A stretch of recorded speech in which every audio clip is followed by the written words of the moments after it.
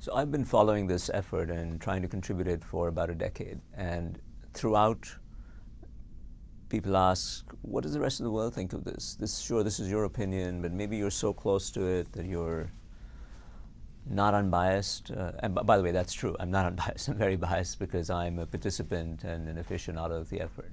But it is worth pausing and sharing what some of the reactions of the community have been to this. Let me start with my immediate community, which is a very local Harvard, Cambridge, MIT community. When I first brought this model to the attention of my very eminent colleagues, I think it's fair to say I was laughed out of the room. It's probably not overstating it. If one could literally imagine me being laughed out of the room, that's probably a good approximation to what was going on. And it goes back to disbelief that you can have cutting-edge science, an island of cutting-edge science in a sea of poverty. It just defies most people's intuition.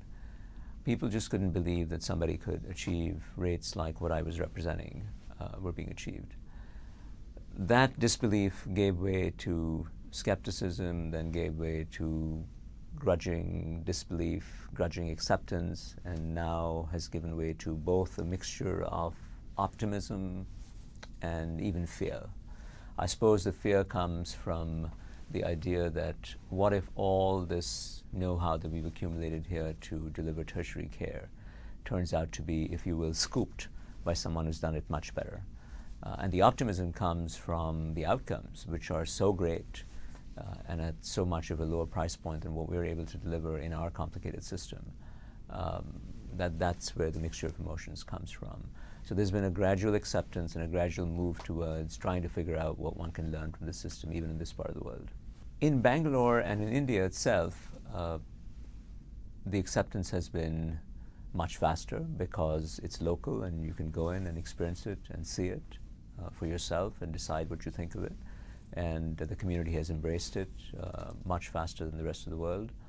Of course, if you look at Devi's recognitions, Entrepreneur of the Year, the World Economic Forum honored him with some Social Entrepreneur of the Year one of the years a few years ago, and he, of course, refused to go to collect his award because he was busy operating on somebody. So there's plenty of recognition at this point. The Economist magazine recognized him as being one of the most important entrepreneurs of the year a few years ago.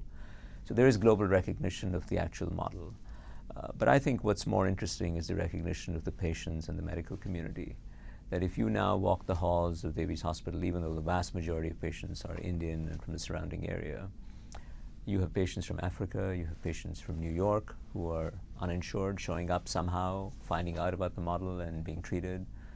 You have patients from the Middle East, you have patients from war-torn countries like Afghanistan and Iraq being treated through charities for free. You have patients from a country with which India has a lot of tensions, Pakistan, coming in a very, very interesting episodes. And I would almost say that Devi's Hospital has done as much for peace between India and Pakistan, two nuclear rivals poised on the precipice of all sorts of conflicts for the last many decades. That Devi's Hospital has done as much for amity between the two countries as decades of diplomacy and ambassadors back and forth, just by treating little children in Pakistan who couldn't be treated for their defects for free. And in fact, there's a very interesting visa hotline that's now set up that allows the fast tracking of otherwise contentious visas for Indians and Pakistanis to visit each other by calling this hotline and explaining that you're going to this hospital to be treated for free. So it's really, I think these are all indications of the acceptance of the model in some way. The next phase of the acceptance will come when the rest of the world is allowed to come and see the model close up. Now, part of that is going to come by patients traveling to Bangalore or to other cities where the health city services are now available in India. And part of it is going to come because the health city is going to come to them somehow. In some countries, I imagine in the future, there will actually be hospitals built around the principles that Devi and his team have developed, opening in their backyards. In other cases, when it's more difficult to open hospitals in the country, as it is in the United States, the hospital will come to a location near you, so watch this space.